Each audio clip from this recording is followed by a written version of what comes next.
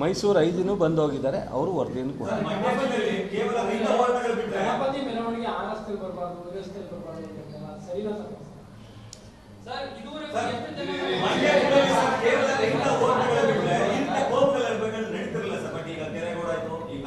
ಯಾಕಾಯ್ತು? ಸರ್ಕಾರದ ವೈಫಲ್ಯತೆ ಅಲ್ಲ, ಈ ಥರದ ಇನ್ಸಿಡೆಂಟ್ನ ಹುಡುಕಿ ಮಾಡಕ್ಕೆ ಹೋಗ್ತಾರಲ್ಲ, ಅದರಿಂದ ಆಯ್ತು ಅಂತ ಹೇಳಿ. ಒಂದು ನಿಮಿಷ,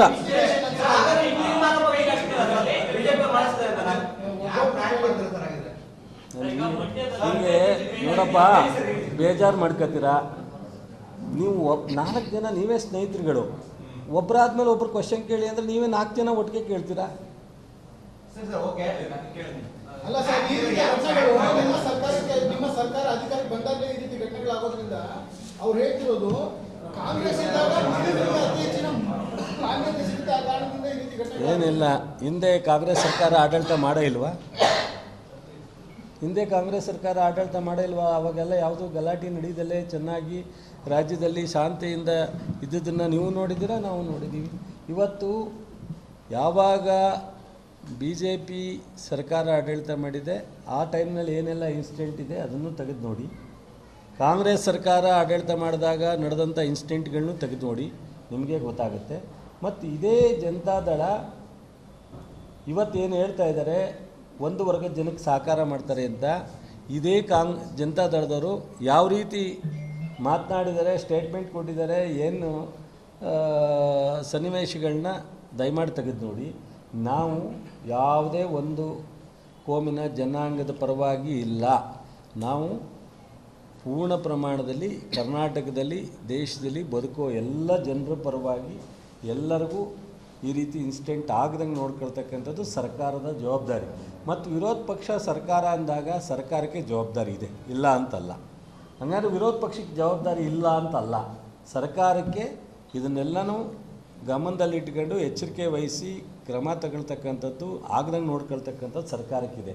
ಆದರೆ ಕನಿಷ್ಠ ಒಂದು ಅಪೋಸಿಷನ್ನರು ಸಹ ಇದನ್ನು ನಿಯಂತ್ರವಾಗಿರಲಿಕ್ಕೆ ಏನು ಬೇಕೋ ಅದನ್ನು ಮಾತಾಡಲಿಕ್ಕೂ ಸಹ ಅವರು ಅಧಿಕಾರವನ್ನು ಅನುಭವಿಸಿರ್ತಕ್ಕಂಥವ್ರು, ಅವರು ಆಡಳಿತ ಮಾಡಿರ್ತಕ್ಕಂಥವ್ರು. ಅದರಿಂದ ಇಲ್ಲಿ ರಾಜಕಾರಣ ಬೆರೆಸ್ತಕ್ಕಂಥದ್ದು ಬೇಕಾದಷ್ಟು ವೇದಿಕೆ ಇದೆ, ರಾಜಕಾರಣ ಮಾಡೋಣ.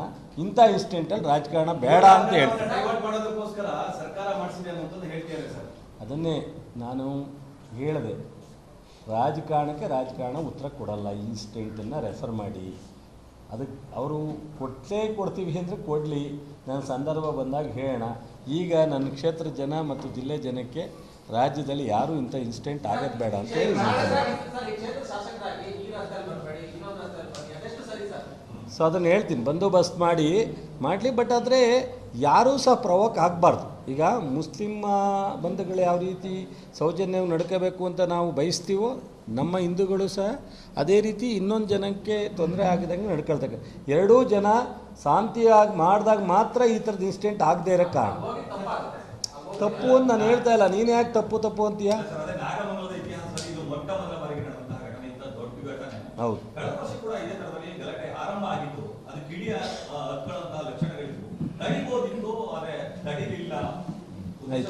ಕಳೆದ ವರ್ಷ ಈ ಥರದ ಘಟನೆ ಆಗಿಲ್ಲ. ಕಳೆದ ವರ್ಷ ಮಾತಿನ ಚಕಮಕಿ ನಡೆದಿದೆ ಅನ್ನೋದು ಬಿಟ್ಟರೆ ಯಾವುದೇ ಇನ್ಸಿಡೆಂಟ್ ಈ ಥರದ ಆಗಿಲ್ಲ. ಹಿಂದೆ ಹಿಂದೂ ಮುಸ್ಲಿಂ ಗಲಾಟೆ ಆಗಿದೆ, ದೊಡ್ಡ ಪ್ರಮಾಣದಲ್ಲೇ ಆಗಿದೆ. ಅದಾದ ನಂತರ 30-40 ವರ್ಷ ಆಗಿರಲಿಲ್ಲ. ಈ ಇನ್ಸಿಡೆಂಟು ಸ್ಟಾರ್ಟಿಂಗ್ನಲ್ಲಿ ಇದು ಆಕಸ್ಮಿಕನೇ, ಗೃಹ ಮಂತ್ರಿ ಹೇಳಿದಂಗೆ ಆಕಸ್ಮಿಕ ಆದದ್ದು ದೊಡ್ಡ ಪ್ರಮಾಣದಲ್ಲಿ ಇನ್ಸಿಡೆಂಟ್ ಆಗಿದೆ. ಇದು ಸದ್ಯಕ್ಕೆ 2 ಅವರ್ಸ್ ಒಳಗಡೆ ಕಂಟ್ರೋಲಿಗೆ ಬಂದಿದೆ. ಈಗ ಸಂಪೂರ್ಣ ನೀವೇ ನೋಡಿದ್ದೀರಾ, ನಿಯಂತ್ರಣ ಇದೆ, ಪೀಸ್ಫುಲ್ ಇದೆ. ಸೊ ಇವತ್ತಿಂದನೇ ನಾವು ಸಹಕಾರ ಕೊಟ್ಟರೆ ಬಹುಶಃ ಈ ಕ್ಷಣದಿಂದನೇ ಜನ ಎಲ್ಲ ಆರಾಮಾಗಿ ಓಡಾಡ್ಬೋದು. ಏನು ಅನಾಹುತ ಆಗಿದೆ ಅದನ್ನು ಸರ್ಕಾರ ಗಮನದಲ್ಲಿಟ್ಕೊಂಡು ಪರಿಹಾರ ಎಚ್ಚೆತ್ಕೊಂಡಿದ್ದಾರೆ, ಇಲ್ಲ ಅಂತಲ್ಲ. ಸ್ವಲ್ಪ ಸಮ್ ಟೈಮ್ ಕೈ ಮೀರೋಗುತ್ತೆ ಅಂತೀವಲ್ಲ, ಆ ಥರದ ಸನ್ನಿವೇಶ ಆಗಿದೆ. ಇದರ ಮಧ್ಯದಲ್ಲಿ ಪೊಲೀಸ್ ಅಧಿಕಾರಿಗಳು ಸ್ಥಳೀಯವಾಗಿ ಏನಾದರೂ ವೈಫಲ್ಯತೆ ಇದ್ದರೆ ನಮ್ಮ ADGP ಮತ್ತು IG ಅವರು, ಜಿಲ್ಲಾ GDC ಅವರಿದ್ದಾರೆ, ಅವ್ರ ರಿಪೋರ್ಟನ್ನು ಕೇಳಿದ್ದೀವಿ. ಆ ಥರದಿದ್ದರೆ ಅವ್ರ ಮೇಲೂ ಸಹ ಕ್ರಮ ತಗೊಳ್ತಕ್ಕಂಥದ್ದು ಕೆಲಸ ಮಾಡ್ತೀವಿ, ದಯಮಾಡಿ ಸರ್ಕಾರ. ಸೊ ಈಗಾಗಲೇ 54 ಜನನ ಬಂಧನ ಮಾಡಿದ್ದಾರೆ. ಬಟ್ ನಾನು ಯಾವುದನ್ನು ಗುಂಪು ಅಥವಾ ಕಮ್ಯುನಿಟಿ ನೋಡದಲ್ಲೇ ಫ್ರೀ ಹ್ಯಾಂಡಾಗಿ ಎಸ್ ಪಿ ಅವ್ರಿಗೆ ಹೇಳಿದ್ದೀನಿ ಅವ್ರನ್ನ ಅರೆಸ್ಟ್ ಮಾಡಲಿ. ಸೊ ತನಿಖೆ ಮಾಡಿ CCTV ಇದೆ, ಆ ಫುಟೇಜನ್ನು ನೋಡ್ಕೊಂಡು ಮಾಡ್ತಾರೆ. ಚಾರ್ಜ್ ಶೀಟ್ ಹಾಕೋ ಸಂದರ್ಭದಲ್ಲಿ ಭಾಳ ಜನ ಅಲ್ಲಿ ಮಹಿಳೆಯರು ಕೂತಿದ್ದಾರೆ. ಯಾರಿಗೆ ಅನಾವಶ್ಯಕವಾಗಿ ಏನಾದ್ರೂ ತಗೊಂಬಂದಿದ್ರೆ ಅವರನ್ನು ಬಿಡ್ತಾರೆ. ಚಾರ್ಜ್ ಶೀಟ್ ಸಂದರ್ಭದಲ್ಲೂ ಬಿಡಲಿಕ್ಕೆ ಅವಕಾಶ ಅಲ್ಲಲ್ಲ, ಚಾರ್ಜ್ ಶೀಟ್ ಹಾಕೋ ಸಂದರ್ಭದಲ್ಲೂ ಬಿಡಲಿಕ್ಕೆ ಅವಕಾಶ ಇದೆ. 100ಕ್ಕೆ 100ರಷ್ಟು ಯಾರೂ ಆತಂಕ ಪಡ್ತಕ್ಕಂಥದ್ದು ಬೇಡ. ಇನ್ಸಿಡೆಂಟ್ ಆಗಿರೋದ್ರಿಂದ ನಾವು ಎಲ್ಲರನ್ನೂ ಅರೆಸ್ಟೇ ಮಾಡ್ದಂಗೆ ಇರಲಿಕ್ಕೆ ಇಲಾಖೆ ಆಗಲ್ಲ. ಸೊ ಅರೆಸ್ಟ್ ಮಾಡುತ್ತಾ ಅಂತಕ್ಕಂಥದ್ದು ಅನಿವಾರ್ಯ ಆಗಿದೆ. ಅಲ್ಲಿರ್ತಕ್ಕಂಥ ಜನಕ್ಕೆ ನಾನು ಸಹ ರಿಕ್ವೆಸ್ಟ್ ಮಾಡಿ ಹೋಗ್ತೀನಿ, ಸ್ವಲ್ಪ ಸಮಾಧಾನ ಆಗಿರಲಿ.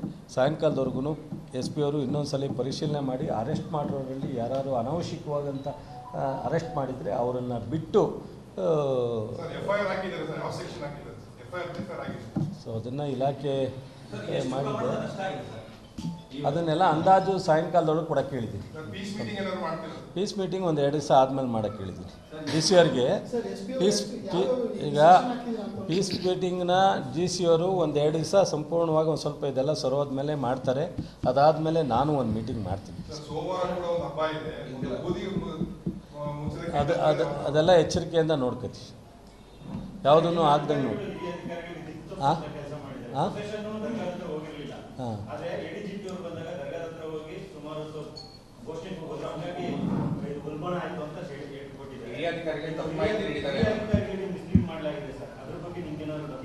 ಅದು ನನ್ನ ಗಮನಕ್ಕೆ ಬಂದಿಲ್ಲ, ಚೆಕ್ ಮಾಡ್ತೀನಿ.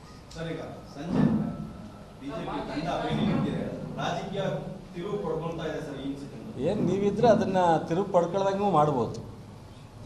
ನೀವು ನಾನು ಹೇಳಿದ್ನಲ್ಲ ಗುರು, ಈಗ ನಾನು ಬಂದು ಎಷ್ಟೇ ಮಾತಾಡಿದ್ರು ನೀವು ವಾಸ್ತು ಸತ್ಯನ ಕೊಟ್ಬಿಟ್ರೆ ಸೊ ನಂದೇನು ನಡೆಯಲ್ಲ. ಜನಕ್ಕೆ ನೀವು ಕೊಟ್ಟದ್ದನ್ನು ಕೇಳ್ತಾರೆ. ಹಾಗಾಗಿ ಅವ್ರು ಬಂದು ಏನು ಹೇಳ್ತಾರೆ ನಾನು ಇಲ್ಲ ನೋಡಿ. ಈಗ ನಾನು ಗುರು ಹೇಳು ಗುರು ಅವ್ರಿಗೆ ಹಿಂಗೆ ಜಗಳಕ್ಕೆ ಬರ್ತಾನೆ. ಸೊ ಈಗ ನಾನಾಗಲಿ ಅವರಾಗಲಿ ಹೇಳೋದು ಒಂದು ಕಡೆ, ಬಟ್ ನೀವು ಇರ್ತಕ್ಕಂಥ ವಾಸ್ತವ್ಯವನ್ನು ಕೊಡಿ ದಯಮಾಡಿ ಪ್ಲೀಸ್. ಅಷ್ಟು ಮಾಡಿ. ತುಂಬ ಧನ್ಯವಾದಗಳು.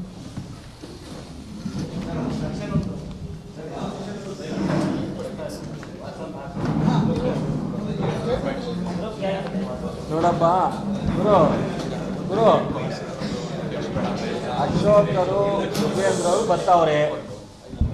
ಅವ್ರಿಗೂ ಈ ತಾಲೂಕಿನ ಜನ ನಮ್ಮ ಜನ ಅನ್ನೋ ಭಾವನೆಯಿಂದ ಅವರು ವಿಸಿಟ್ ಮಾಡಿ ಏನು ಅವರಿಗೆ ಅನಿಸುತ್ತೋ ಅದನ್ನು DC ಅವರಿಗೆ SP ಅವರಿಗೆ ಅಪೋಸಿಷನ್ ಲೀಡ್ರು ಶ್ಯಾಡೋ ಮುಖ್ಯಮಂತ್ರಿ ಕೊಡಲಿ, ಒಬ್ಬ ಪಕ್ಷದ ಅಧ್ಯಕ್ಷರು ಕೇಂದ್ರ ಕೊಡಲಿ, ಮಾನ್ಯ ಮಾಜಿ ಮುಖ್ಯಮಂತ್ರಿಗಳು ಕೇಂದ್ರ ಸಚಿವರು ಡೆಲ್ಲಿಯಿಂದನೇ ಒಳ್ಳೆ ನಾಗಮಂಗಲ ಮಂಡ್ಯ ಜಿಲ್ಲೆಯಲ್ಲಿ ನಾನು ಲೋಕಸಭಾ ಸದಸ್ಯನಾಗಿದ್ದೀನಿ, ಇನ್ನು ಮುಂದೆ ಇನ್ಸಿಡೆಂಟ್ ಆಗ್ದಂಗೆ ಇರಲಿ ಅಂತ ಅವರು ಕೊಡಲಿ, ಎಲ್ಲವೂ ಸರೋಗುತ್ತೆ.